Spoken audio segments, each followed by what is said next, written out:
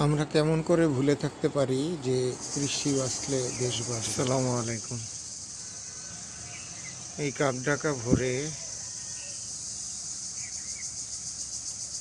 ঝিঝি পোকার শব্দে আমার কিছু কথা বলা প্রয়োজন মনে হলো। আমরা যারা শহরে বসবাস করি,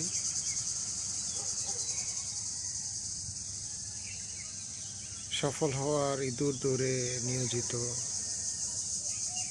সরকারি বা বেসরকারি পেশার সাথে নিয়োজিত আছি, এদের অর্থনৈতিক অবস্থা নাজুক, নুন আনতে পান্তা ফুরায়, মধ্যবিত্তের জীবনের বাস্তবতায়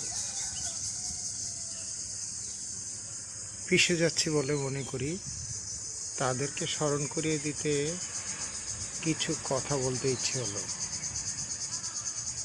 আমি এই বাংলাদেশের অসংখ্য কৃষকের জীবন জানি।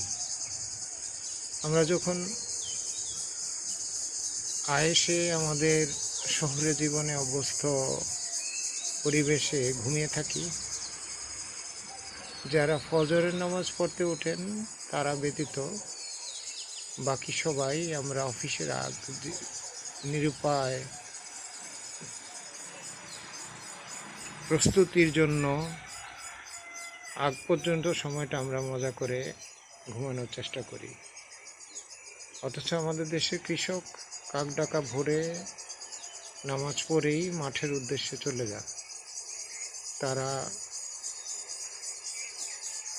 গাধার খাটুনি বলি আর কঠোরতম পরিশ্রম বলি করেন।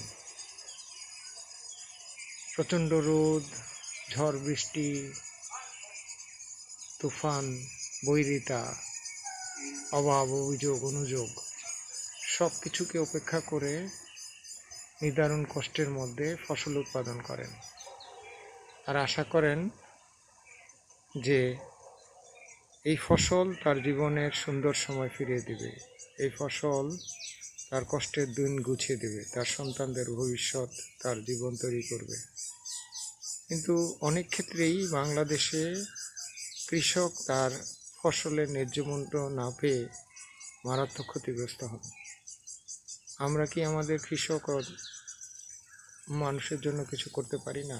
এই ফরিয়া দালাল সুবিধাবাদীদের হাত থেকে রক্ষা করে তাদের শ্রমের প্রকৃত মূল্য দিতে পারি না? যারা আমাদের রিজিকের উপলক্ষ হচ্ছে তাদের মর্যাদা দিতে পারি না? বিষয়টা একটু ভেবে দেখবেন।